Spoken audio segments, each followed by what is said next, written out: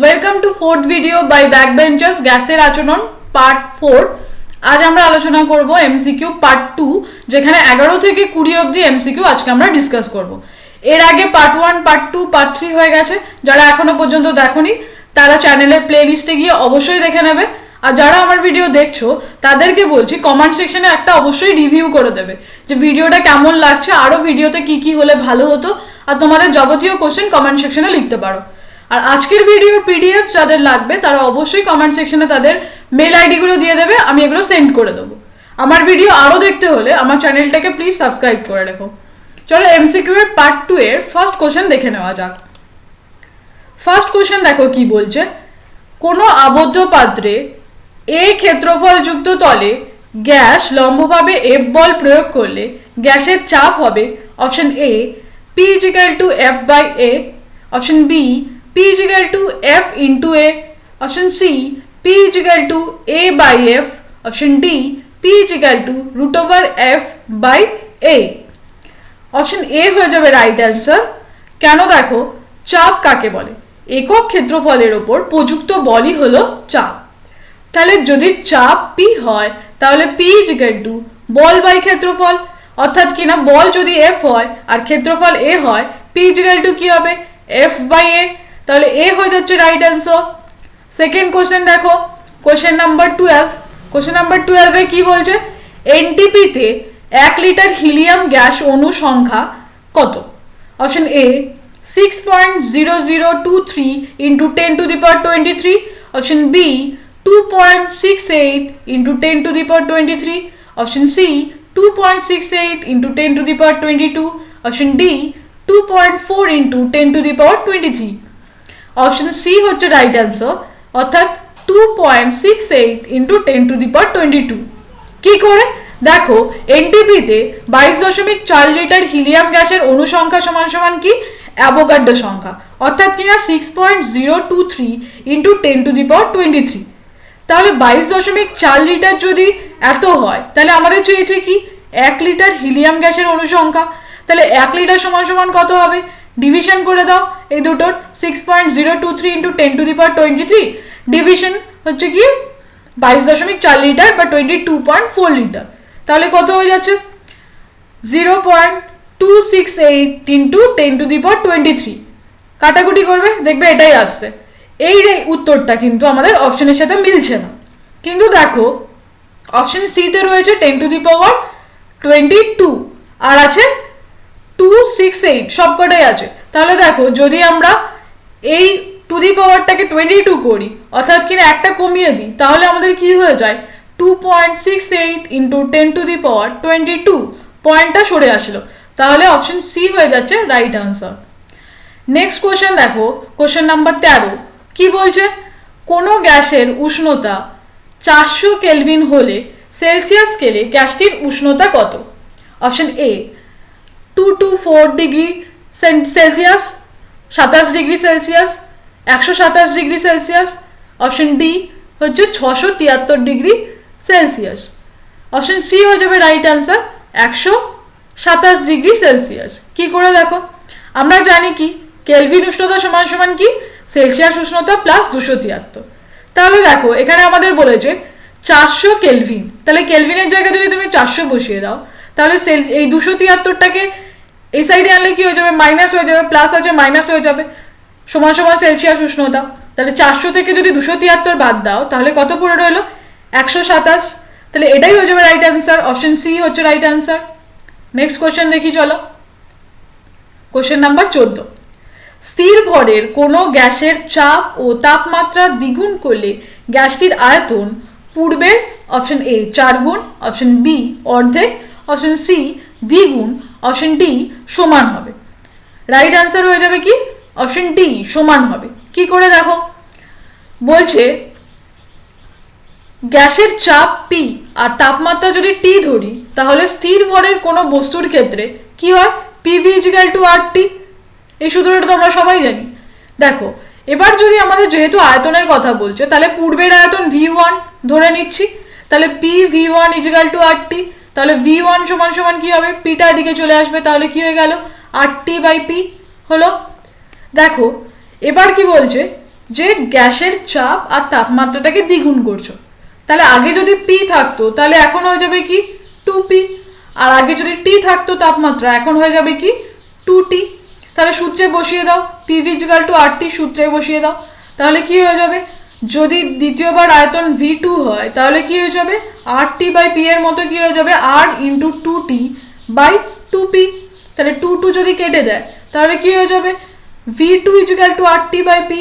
তাহলে দেখো V1ও কিন্তু RT বাই পি ছিল, তাহলে V1 আর V2 সমান হয়ে গেল। তাহলে আমরা বলতেই পারি স্থির ভরে কোনো গ্যাসের চাপ ও তাপমাত্রা দ্বিগুণ করলে গ্যাসটির আয়তন কি হয়ে যাবে, সমান হবে। নেক্সট কোশ্চেন দেখো, কোশ্চেন নাম্বার 15। এসটিপিতে 5.6 লিটার কোনো গ্যাসের ভর 11 গ্রাম, গ্যাসটি কি তোমাকে নির্ণয় করতে হবে। Option A CO2, option B SO2, option C N2, option D H2S। Right answer হয়ে যাবে অপশন এ CO2। কেন, দেখো 5.6 লিটার গ্যাসটির ভর ইকুয়াল টু 11 গ্রাম। তাহলে 1 লিটারের ভর কত হবে 11.56 গ্রাম। তাহলে 22.4 লিটার গ্যাসটির ভর কত হবে 11 ইন্টু 22.4 ডিভাইডেড বাই 5.6 কত হলো 44 গ্রাম। এবার দেখো 44 গ্রাম অপশন এর সাথে মিলছে কিনা। রাইট আনসার বললাম CO2, তাহলে এর সাথে মিলছে কিনা দেখে নি। দেখো কার্বনের হচ্ছে 12 আর O2 অর্থাৎ কিনা 32, তাহলে 12 আর 32 যোগ করে কত হয় 44। তাহলে 22.4 লিটার গ্যাসটির ভর যখন 44, তাহলে সেই গ্যাসটা কি হতে পারে CO2। তাহলে অপশন এ হচ্ছে রাইট আনসার। এবার 16 নম্বর দেখো, নেক্সট কোশ্চেন হচ্ছে 16 নম্বর কোশ্চেন কি বলছে। 16 নম্বর কোশ্চেন, এসটিপিতে 6.023 ইন্টু 10⁻23 অণুর আয়তন কত হয়, কত হবে দেখো। অপশন এ তে আছে 16 লিটার, অপশন বি তে আছে 22.4 লিটার, অপশন সি তে আছে 11.2 লিটার, অপশন ডি তে আছে 1.12 লিটার। তাহলে রাইট অপশন কি হয়ে যাবে অপশন বি অর্থাৎ 22.4 লিটার। কেন, আমরা এক্ষুনি পড়লাম যে এসটিপিতে 22.4 লিটারে অ্যাভোগাড্রো সংখ্যক অণু থাকে, অর্থাৎ 6.023 ইন্টু 10⁻23। তাহলে আমাদের রাইট অপশন হয়ে গেল 22.4 লিটার। এবার দেখো 17 নম্বর কোশ্চেন। 17 নম্বর কোশ্চেনে আমরা কি দেখছি যে এসটিপিতে 0.01 মোল CO2 এর আয়তন কত। তাহলে 0.01 মোল চেয়েছে, আর এসটিপিতে 1 মোলের কত আমরা আগে জানি কি 1 মোলের কত হবে দেখো CO2 তে। CO2 এর আয়তন কত এসটিপিতে 22.4 লিটার সমান সমান 1 মোল, অর্থাৎ 1 মোল সমান সমান যদি 22.4 লিটার হয় তাহলে 0.01 মোল সমান সমান কত হবে 22.4 লিটার সাথে 0.01 গুণ করে দাও, কত হচ্ছে 0.224 লিটার। তাহলে আমাদের অপশনে কি ছিল দেখো, অপশন এ তে ছিল 22.4 লিটার, অপশন বি তে ছিল 2.24 লিটার, অপশন সি তে ছিল 0.224 লিটার, আর অপশন ডি তে ছিল 0.44 লিটার। তাহলে রাইট অপশন হয়ে যাবে কি অপশন সি অর্থাৎ 0.224 লিটার। এবার দেখো 18 নম্বর কোশ্চেনে চলে আসি। 18 নম্বর কোশ্চেন কি বলছে, এসটিপিতে 7 গ্রাম N2 গ্যাসের আয়তন কত। Option A 22.4 litre, option B 11.2 litre, option C 5.6 litre, option D 2.8 litre. Option C হয়ে যাবে রাইট অ্যান্সার 5.6 লিটার। কেন, N2 এর আণবিক ভর কত N2, ঠিক আছে, তাহলে কি হবে 14 ইন্টু 2 তাহলে 28 গ্রাম। তাহলে এসটিপিতে 28 গ্রাম N2 গ্যাসের উষ্ণতা, আয়তন হচ্ছে 22.4 লিটার। তাহলে 1 গ্রাম N2 গ্যাসের কত হবে 22.4 বাই 28 গ্রাম। তাহলে আমাদের চেয়েছে কি 7 গ্রাম N2 গ্যাস, তাহলে 7 গ্রাম বসাও।